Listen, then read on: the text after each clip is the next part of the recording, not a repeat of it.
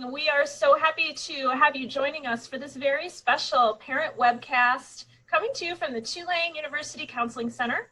I'm one of the therapists on staff. My name is Shawna Foose, and I am joined by my lovely co-host, Dr. Jinaki Flint. She's a gynecologist on staff with us at the Counseling Center. And our special guest today is Dr. Donna Bender. She's the director of Tulane University's Counseling Center and a clinical psychologist. We're really happy to have you with us today, Dr. Bender. Well, this is a privilege to be with you too. For those of you parents who are joining us today, thank you so much for being here. These two wonderful professionals have been broadcasting since COVID started in March, and their programming has been dynamite. And we just encourage you to look into it a little bit. We'll tell you more about that in a minute. So first I wanted to say is we've been taking calls from parents and talking to our colleagues, and we know there's a lot going on for you right now. And the three of us, for your information, are all parents of teenagers, and two of us actually are launching our only children to university, like right now. Yeah. So we know where you are. And that's why we wanted to come to you today to hopefully support you, give you some useful information, and help you to navigate this very important transition in your family life with your student. So the thing that I find is really helpful, and I suspect a lot of us do, is having adequate information, right? If you feel like you don't know what's going on, well, that's when the anxiety starts going up. Right. And the thing of it is, the university has done a really, really great job of assembling resources. However, that's not what we're focused on, right? We're focused on getting our child launched, trying to stay in touch with them to know what's going on, because if you don't know what's going on, again, that's when the anxiety goes up. It's like, why aren't they answering my texts? What's going on now? So my job today is to clue you in to how to get information so that you feel like you have what you need before you start like having to pick up the phone and trying to find somebody, get hold of somebody, because once you start calling, then it really becomes complicated. You want to make sure you're targeting your efforts in the right direction. Yeah. One of the things we want to make sure we're doing is directing parents to the accurate, timely information that's available. We also want to give parents just some tips and some strategies for how to kind of stay calm, stay present for their students, and help their students manage their own transition and whatever anxiety or stress might be coming up for them. So we have a lot we'd like to share in this quick webcast. Yeah, so let me, if it's okay with our hosts, shall I launch in with the info? Yeah, let's get started. All right, I'm gonna launch in with the info. Okay, parents, here's the thing. You may know about this already, but I wanna direct your attention to this website that the university has put together, all right? It's tulane.edu/COVID-19, okay? So the title sort of speaks for itself. However, there is a wealth of information on that site. Now, the front page, of course, is the page that gets everybody worked up, because that's the hard facts of the COVID virus and everything that comes along with that. So, you know, you can look at the data, you can look at the different things that the university is doing to take care of your student, to keep them healthy and keep the community healthy. Now, the thing though that I wanted to make sure that you know about, there's a tab up at the top. It says Student Life. You click on that, you go to that page. That has all the offices that support students on campus. So if you don't know where to go, you can go down through that list. Maybe your student needs help with extra time on exams. Well, you're going to want to know about the Goldman Center. You know, maybe your student doesn't really understand how to shift classes, right? Maybe they want to drop a class. Well, academic advising is the place. So it's really a very rich source of information right there on that one page. So that's what I want you to know about. And there are all sorts of different tabs on there for different kinds of information. I would add that a lot of those offices, you know, as a parent, sometimes you don't know which office to go to. But I can say from my experience here at Tulane for nearly 15 years, if your student shows up at one of those offices, like academic advising, and that's not exactly the right place they should be for the thing they're trying to do, academic advising will get them to the right place. So I think all those offices listed there under student life really do care and are not going to leave a student hanging. So if they're already connected in one of those places, they can show up there, even if it's not that office's job to do whatever they're trying to do, they're going to help them find the right place. And so, you know, not to feel like you have to pick the right office, really any of those places, it's going to be a good place to start. That is such a good point, Shawna. I have a colleague at University of Texas, Austin, who uses the phrase, there is no wrong door. Yeah, just walk in the door, pick up the phone. Yeah. Dr. Bender, I feel like too, we should talk about the things that have been happening at the counseling center. A lot of changes occurred for our center over the summer. For new students at Tulane, they won't notice a difference, but for any returning students and parents, there's a lot of really positive things that have happened. Did you want to talk about that a little bit? Sure. Yeah. Let me sort of sketch that out for everybody. So first thing is we have a new name. Now for, obviously, as Shawna said, for the new students, you'll just know us as the Counseling Center. For you parents who are parents of upper class students or perhaps graduate students, we used to be known as CAPS for Counseling Services. We're now the Counseling Center. We've moved to a new location across campus in the Diebold Center.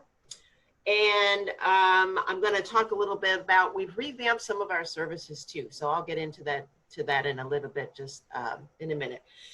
So the thing to know, the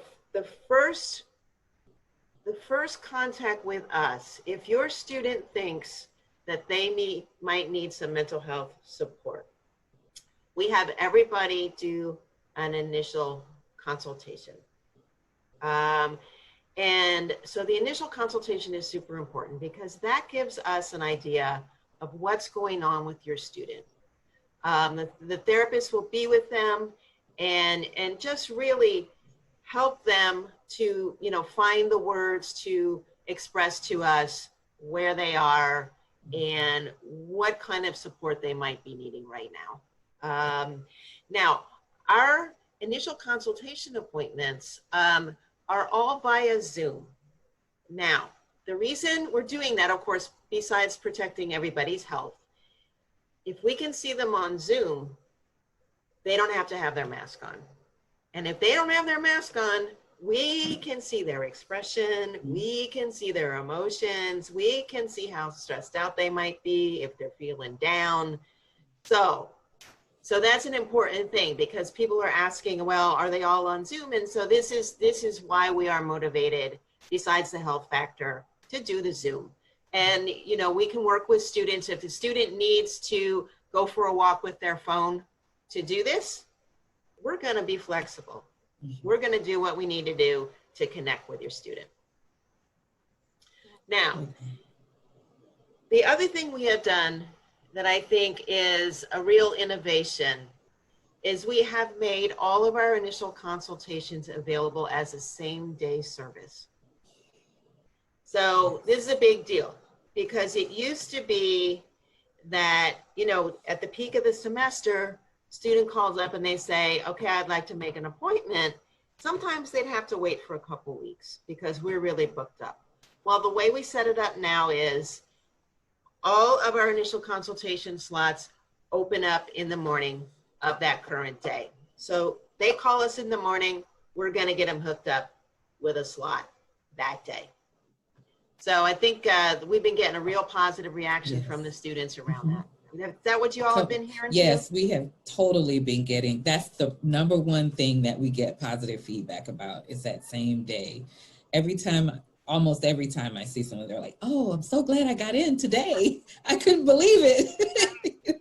So yeah, that was highly innovative and it's working. I think it helps us clinically to really catch these students in that moment of high stress. You know, they're not calling and then scheduling an appointment a week later where then things have changed and we're with them, you know, really on the day that things are happening, and we can be there to support them through that experience and whatever. And it helps us to identify high risk students.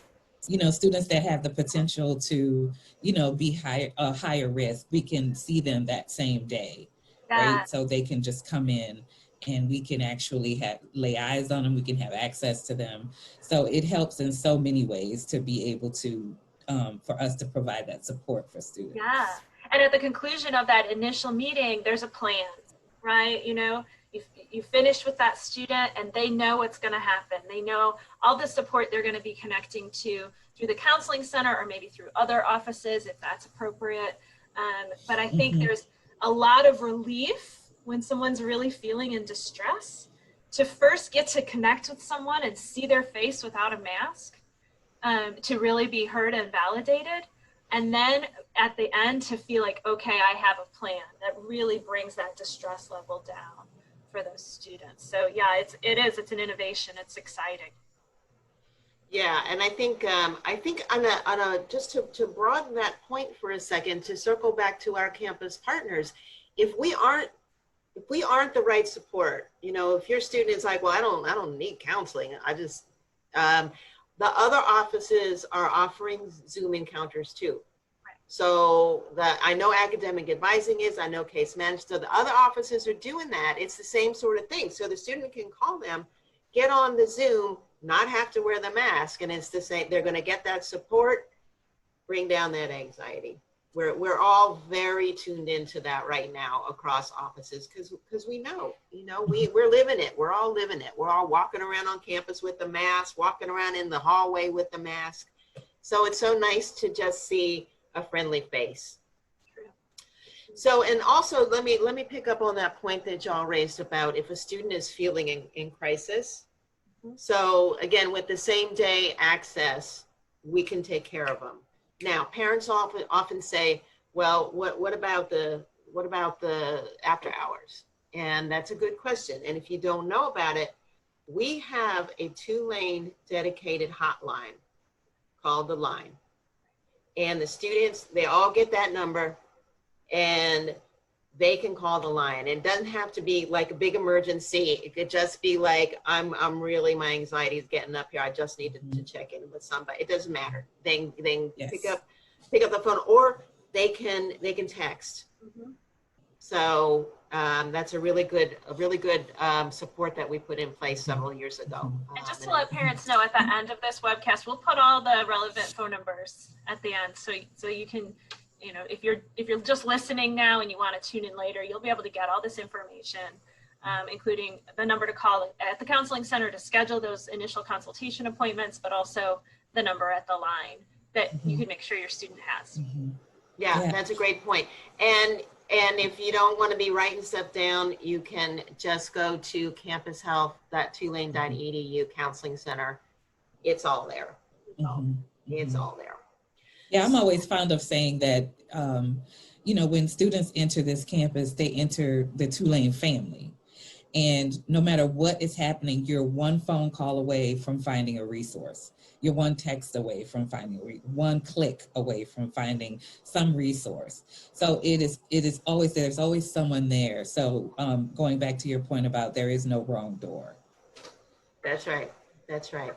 Now let me talk a sec about Shawna mentioned, so you're going to have a plan, right? You're going to have initial consultation, and the student's going to sit with the therapist and kind of figure out what the next steps are. So let me talk about some options. I want to first start with our group program. Y'all really need to know about our group program. Yes. This fall semester, we're offering 17 17 different groups. Right. So, and they are on all sorts of different themes and identities. And if your student has some kind of trauma in their background, we are supporting around that. Some of the ones I want to particularly mention to you, since we're talking about anxiety management today and we're talking about COVID and all of that stuff, we have a stress and anxiety toolkit group. We have a breathe group, which uses mindfulness techniques to reduce anxiety. We also have another mindfulness for wellness group. We have Ride the Waves. That's a new group. That is, you know, students can get very emotional, right? And they can be all over the place. And so this group helps with techniques on how to deal with your emotions. Because sometimes our young people aren't sure, you know, and they're upset and they feel bad that they're upset. Well, this group can help them sort of figure out, well, you don't feel bad, you're upset. Let's just talk about how to deal with it. So there's that group. And then we have a freshman transition group for your students, for those of you who are freshman parents. And we have just a straight up COVID-19 support group for students who are like, man, this is a lot. I've had it. And I want to talk about how much I had it. I'm going to go to this COVID group. So the groups are all forming now. So let your students know. Yeah. And, you know, during this time with so much isolation, right, we have forced social isolation, and our students really are taking that to heart. They're really prioritizing their safety and the safety of the community. So groups are a wonderful opportunity to make some connections with other people who are having a similar experience. We're doing the groups all via Zoom, so everyone is safe, but we can see each other, we can interact. Jinaki and I have both run groups via Zoom. Yes. And it can be done successfully. Students can still get the same level of support they would get in person. But I think, you know, it's a really wonderful remedy to some of the real isolation that students are experiencing. Absolutely. And that's what students are talking about in the groups, is that they want to come there because that's sometimes the only time they get to interact with other beings, you know, in this, you know, during these times. And so it really does cut down on those feelings of isolation. And it also gives you some strategies, tips, and tools for how to manage. So it has a lot of benefits. Yes. That's right. That's right. Indeed. Yep. So let me just touch on a couple more services. Sometimes it makes sense for the students to do some therapy, one-on-one therapy with us. And we offer short-term therapy here, up to 12 sessions per academic year. We also, if it seems indicated, we can make referrals to psychiatry to help out with psychiatric medication. We have 2 psychiatrists at Student Health on campus here. And then there are often times when students might want to have an ongoing therapist right here in New Orleans. Maybe they had one at home. Maybe it's just something they can already tell they're going to want to keep the same support person for their time at Tulane. We have a care coordinator, and the care coordinator can help the student and help you, the parent, actually. Often the parents get involved with the care coordinator in trying to figure out some good referrals that maybe fit with your insurance or particular kinds of preferences that your student might have. So the care coordinator is a very, very good resource for you to know about. And it's the same thing. You just call our main number, and the front desk will connect you with care coordinator, or you can email the care coordinator at carecoordinator@tulane.edu, and she will help you. Let's see. Let me just take a little look here. What else I wanted to cover with you today? I think I've gotten through much of it. We have extended our hours, so we have some evening opportunities now, and those would be for students whose class schedules are such that if they're doing ongoing individual therapy with us and they need that evening appointment, we'd be able to accommodate them, because we really know that there are students who might be in class all day long and they wouldn't regularly be able to attend a therapy appointment. Yeah. I know that happens a lot with graduate students and medical students who have really Yes. full schedules. And that's an improvement at the Counseling Center from previous years, having these evening appointments available. I think really opens up access to a lot of students who do have really, we have high achieving students at this university. They fill their schedules with academic and research responsibilities. And so I think that availability is really a wonderful support for them. Yeah, the students here are booked and busy. Yeah. So it is important to kind of manage, help them to open up a space of time that is somewhat convenient, more convenient for them. So, and we've gotten some feedback on that too as well. So these new innovations are really are positive and seem to be working. Yeah. I just wanted to add something about community engagement as well as an adjunct to all of this. In terms of, the Wellbeing Wednesdays is the primary driver. Our regular webcast is a destination program that lives on our website, and you can go to it. Every week there will be some type of programming put up, whether it's in the form of a webcast or a podcast on mental health and emotional wellness topics. We will have special guests from all over campus and maybe some outside. And so those are always very good. So you can see what your students are hearing and listening to, and the type of information and topics that are covered to give them that education, right? And we work with campus partners. The easiest way to connect with students is through the partner, right? To connect with whole groups of students. So that's the Res Life, Greek Life, right? The academic advising, Center for Intercultural Life, international students. So wherever the student is, we are there. We're trying to be there even more. And so we're all over this campus, community, the Counseling Center community engagement we have connections with most of our major partners who have direct access to students that can pull them in. And we do seminars, and they can just say, come and get this information. And it really helps students with identifying appropriate help-seeking skills, with identifying how each other to see who's in distress and who may need to come to the Counseling Center, and also giving them information about how to manage themselves and how to help their friends to be managed through peer education, right? Yeah. And also to help people who may have some stigma or not really know, like, should I be doing this or not? So it kind of really opens that door and helps spread that education so that we're operating from a community of care. So, students have an idea that, everyone in the community is vested in you getting this type of care.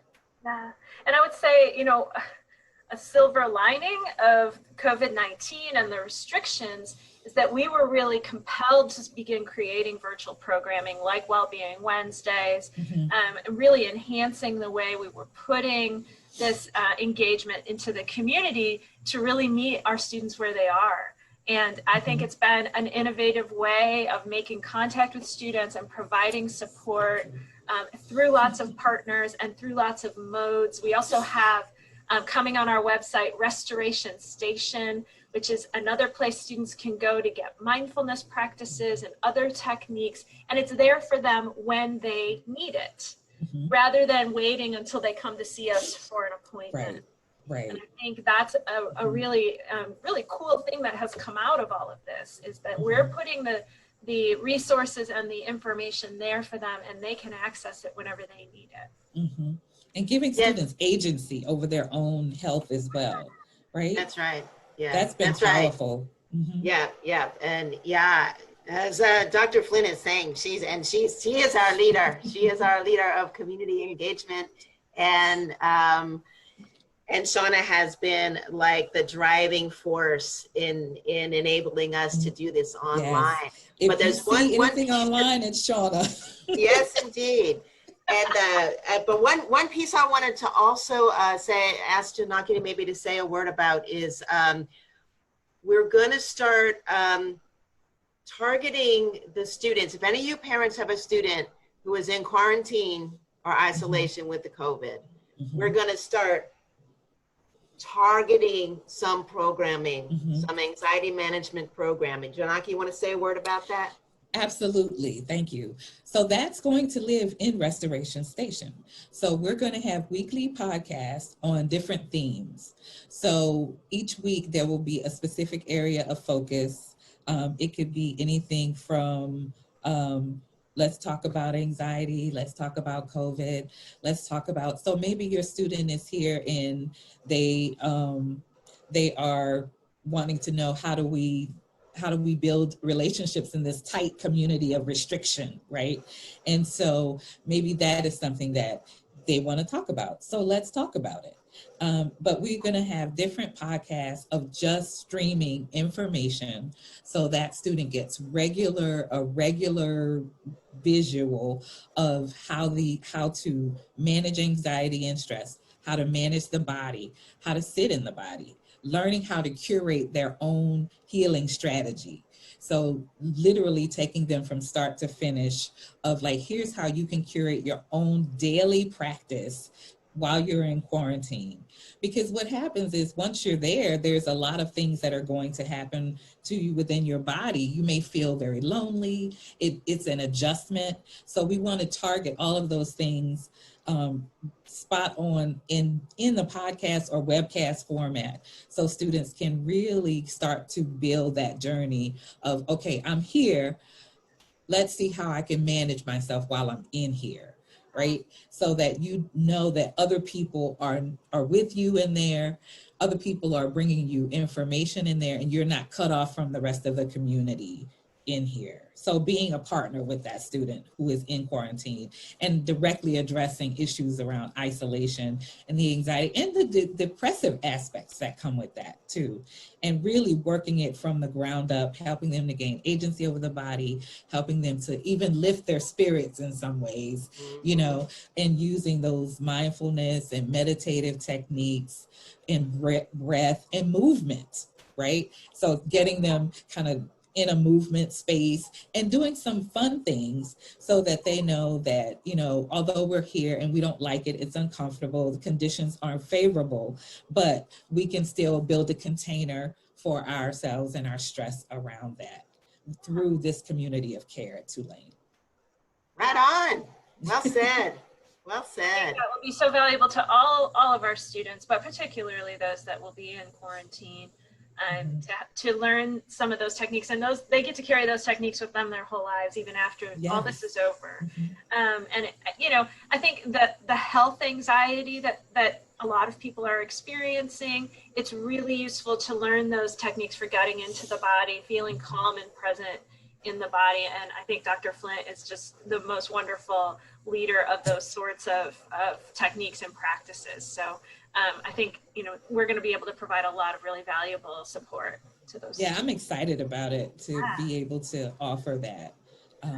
Yeah. Oh, yeah. All right. So let's see. Am I missing any more info? I think that kind of covers, you know, the services and support we're providing. I think what a lot of parents might benefit, though, would be some strategies and suggestions we might have for them as parents. What can they do if they're 500 miles, 2,000 miles away and their student is here at Tulane? What can we offer to them right now to help them manage their role as the parent here? Yeah. Okay. Let's go. So many things come to mind. Let me tell you, there's so much. I just had a rush of like, so much. So what do you think, Jinaki? Well, first, I just wanted to share that that when Donna opened with talking about there are two of us here who are springboarding our students into a college environment.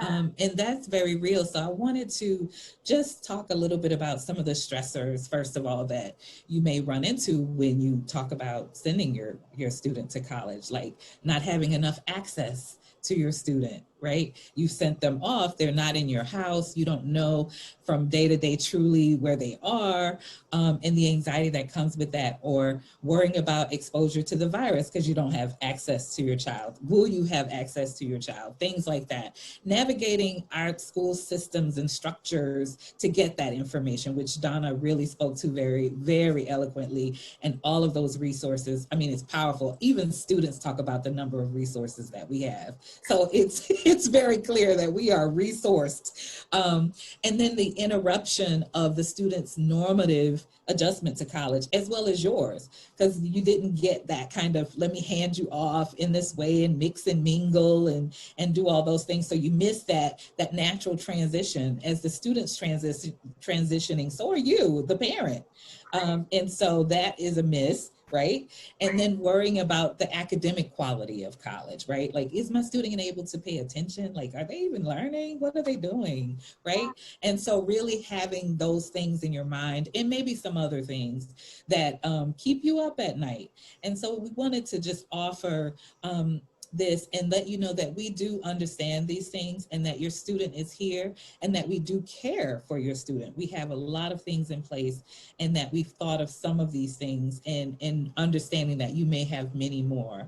And so we want to offer some of these strategies to help you to be able to maybe try some of these things to manage your own anxieties and your own missed transitions, right? During this time.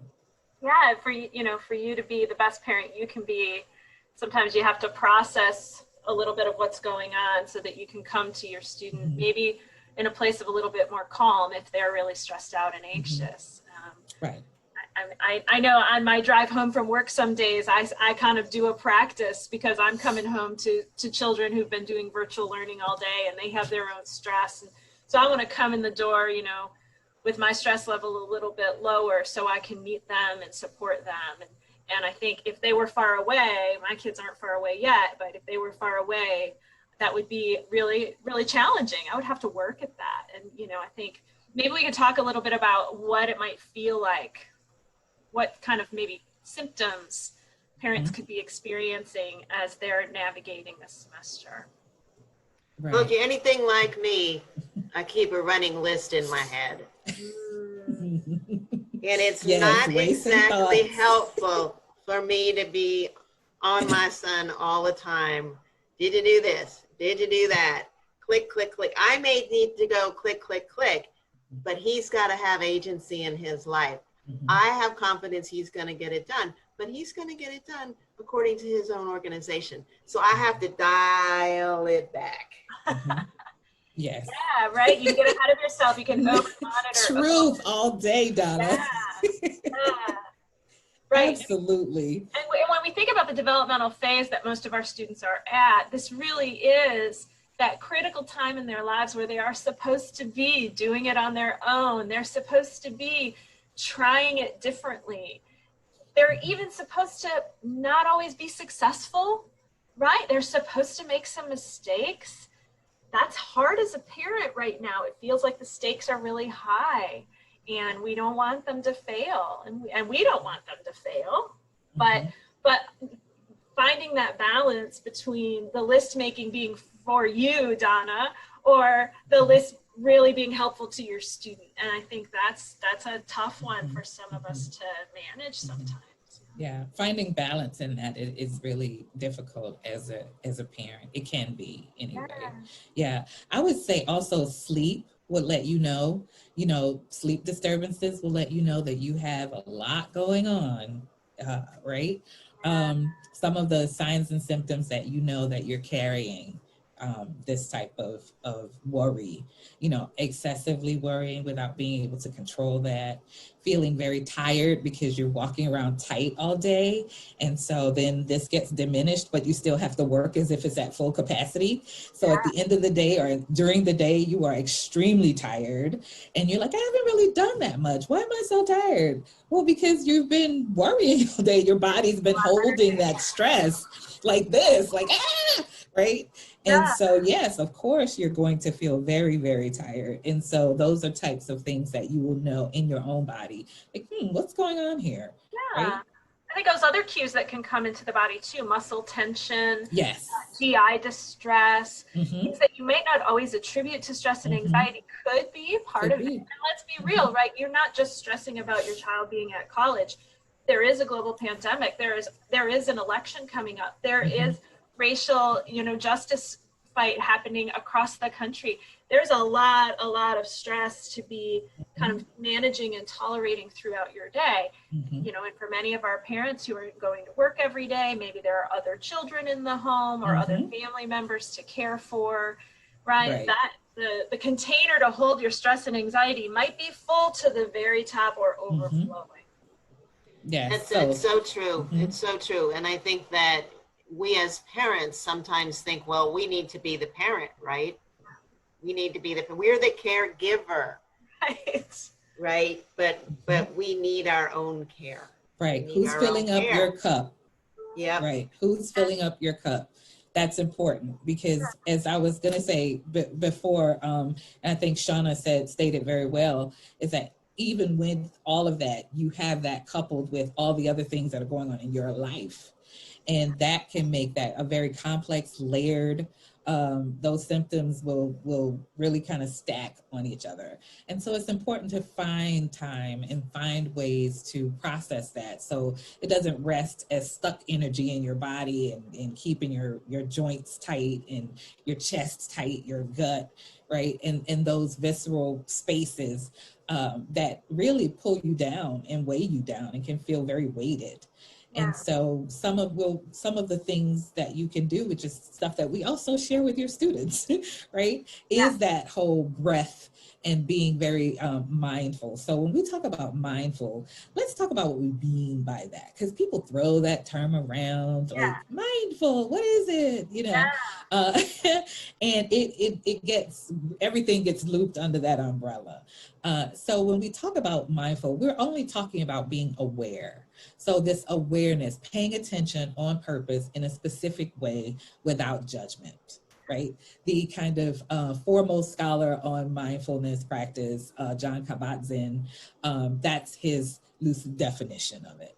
And so being able to stop yourself, getting sometimes still, sometimes you may need to move, and listening to the body, paying attention and not judging what comes up, using your breath rhythmically to drop in and align with your body. Pay attention to what your body is saying to you, because it speaks to you through all of those sensations, the sensation of tightness, heaviness, cramps, all of those things. And that's the body speaking to you. So being mindful is saying, be aware and notice, right? And notice, paying attention on purpose, right? Without judging and saying, what's wrong with me? There's nothing wrong with you, but there's a lot happening to you and around you in your environment. So that's the first piece I would say, is just make that awareness a part of your day. Yeah, I often people push back against that, say, I don't have time. I don't have time to take that pause. And I remind most folks, like, we have to be well to help others be well. And by taking, just 2 minutes to be present and observe yourself and your body, that will allow you to work smarter, not harder, right? It's like a little power pause, not a power nap, but a power pause, like a quick recharge. It does allow for the mind and body to work more efficiently after a break like that of focus and intention. Yeah. It allows you to communicate.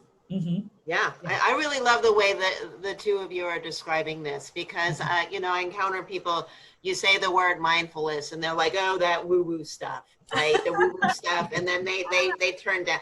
It's not. It is actually, you can do this stuff the way you need to do it too, right? There's no like, oh, this is mindfulness, do it this way, right?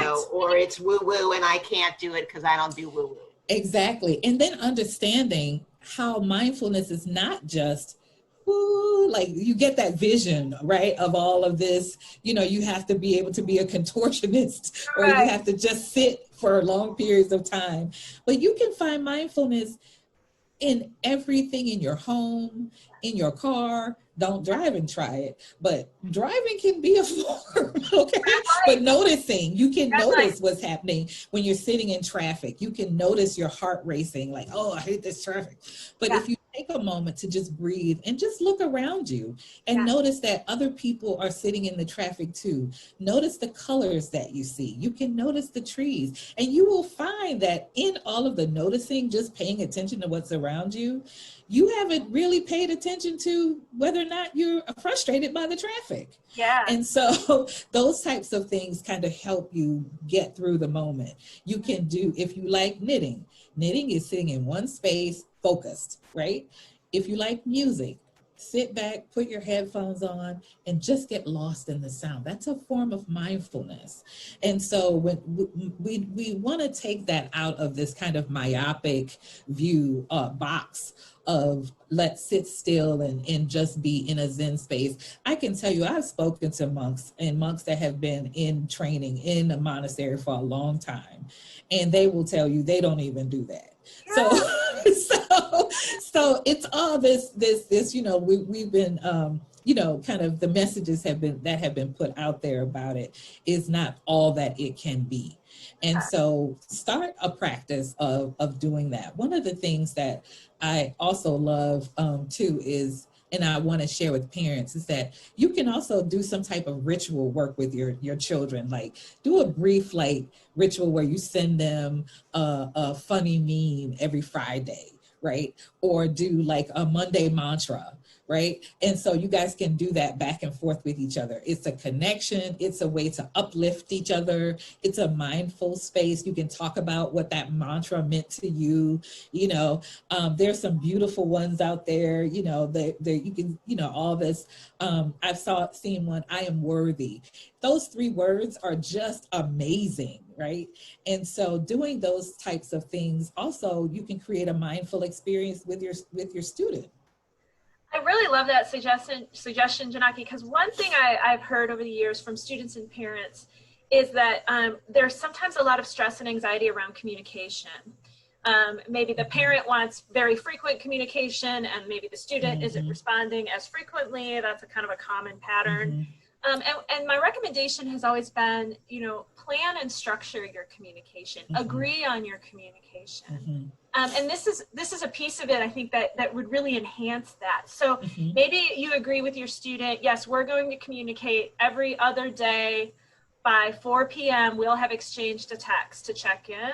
But on Fridays, we're going to send each other a meme. Right? So just sort of coming to some conclusion and agreement. You both know what the plan is. You both know you can rely on that communication as that check-in and that connection. Instead of kind of worrying and wondering, are they going to respond? Are they busy? What are they doing? You know, this really gives you some sort of assurance that you're going to hear from your student and you're going to get them. And they get the assurance, that secure attachment with the parent, right?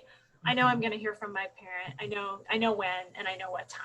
I think that really helps with that balance of support, but allowing the student to have that agency as well. And staying flexible, right? Because things show up, right? And so you may not meet at that specific time. You know, the student may have gotten pulled away by something could, you know, that doesn't have anything to do with COVID, right? And so that's what the rituals are about. Like, you don't even have to talk about COVID. You can just do that thing with your student. You don't have to ask them about any of that. Sometimes students just want to vibe with you. You know, they just want their parent just to, you know, just to sit, let's just talk about something that has nothing to do with this, you know? And so that is often very powerful to start to dig into that. Dig into your family's history, you know, like, you know, that those are always very powerful tools as well. If you have a decent history that's not wounding, right? You can talk about, like, you know, old stories from, you know, your grandparents, or, you know, there are many ways that you can get that mindfulness work done. But those are very good. And it kind of helps you and your students to take your mind off things and just get with each other and just enjoy the space between you two. Because I think the other aspect of this is, Your student doesn't want to have to worry about you. So if you want to be helpful to your student, try not to make them worry about you. And if they get into a space where, oh, I have to be in touch this many times, or I can really tell that my mom is stressing out, that's gonna be hard. That gives them more to carry. So this kind of connection that we're talking about right now serves the purpose of keeping the attachment, but not burdening one way or the other. It gives your student the freedom to launch in ways that they need to launch. Absolutely, that's perfectly stated. So I'm aware of the time, and I think that we want to leave our parents with the resources one more time, and then I think, Jinaki, you were actually going to lead a quick mindfulness practice for all of us, yeah? Yeah. Yeah, so just quickly, those resources again, and we'll add a visual to this presentation after we're finished, but the COVID website is tulane.edu/COVID-19. Lots and lots of resources there. You can find us, the folks at the Counseling Center, at campushealth.tulane.edu/counseling-center, or just go to the Tulane website and put in counseling and you'll find us. Don't forget that you and your students can tune into Wellbeing Wednesdays. We're releasing a new episode every Wednesday, and all the recorded episodes are on our website. And remember about our groups. We have a lot of ways for students to connect with each other. I say about the groups that we're offering this semester, there is something for everyone. We have literally covered the map, I think, with group offerings. So, and I think now we'll just hand this over to Dr. Flint and let her take us away for just a few moments, or take us into the present moment. Yes. Absolutely. Okay, so one of the first things that we want to do is we want to prepare the body to go inside. And one of the ways in which we do that is called the calm technique. And so C is for chest, but from the chest, we're going to move to the shoulders and neck.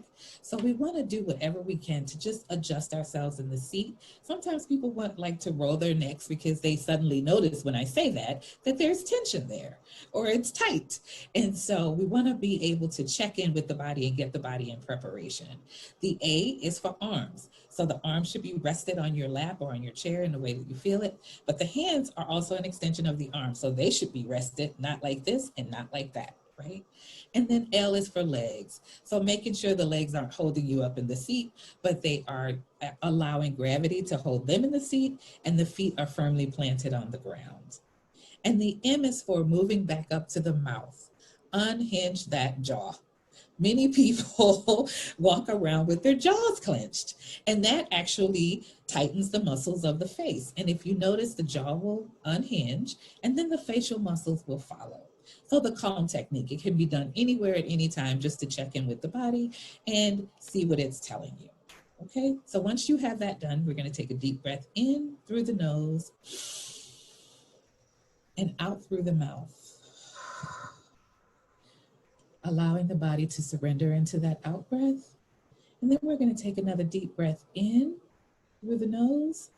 And this time when we exhale, we're going to lower the gaze or close our eyes just to take down the stimuli in the room and drop into the breath, moving into the inner space of the body.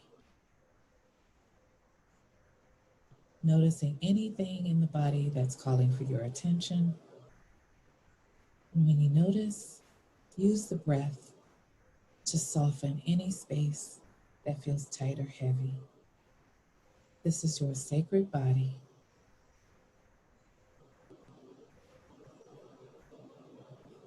Turning down the noise of the world outside, allowing your mind to just settle for a moment.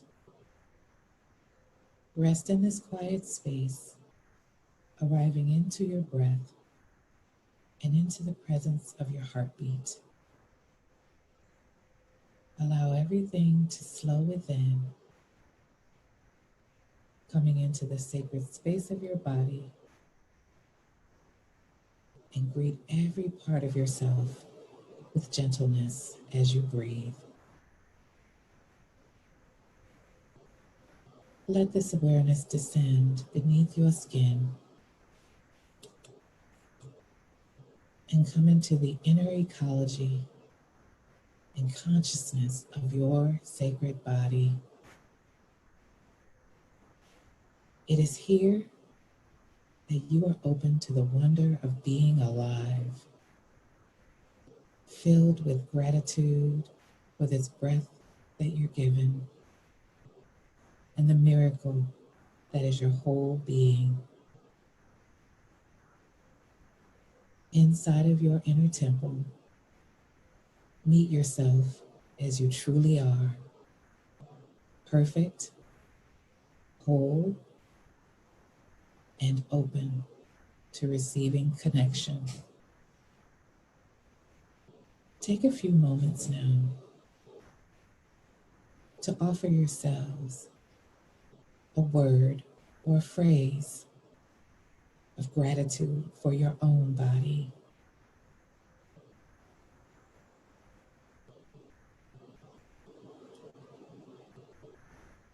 Giving thanks for all that this sacred body allows you to do and be every single day.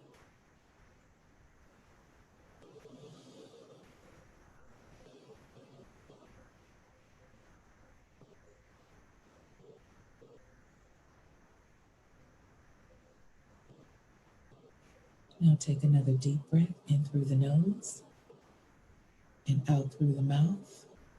We're going to wiggle our toes slightly, letting the body know we're coming back to the external, giving one final thanks. And when you're ready, you may return to the room by opening your eyes. Namaste. Thank you for that, Jinaki. And I'm so delighted that that meditation and many others are available on Restoration Station. Mm-hmm. They're recorded, and they're just a wonderful way to pause. Yes. And brief. Yeah, they're brief. Didn't take long at all. And it's really refreshing, you know? Mm-hmm. So it's worth taking the time. Yes. So I want to thank you both for being with me. Yes. Dr. Bender, thank you for being with me and Dr. Flint today. And to the parents. Thank you, parents. Thank you very much. And please send your students our way. We are here for them. Definitely. Okay. Be well. Bye-bye.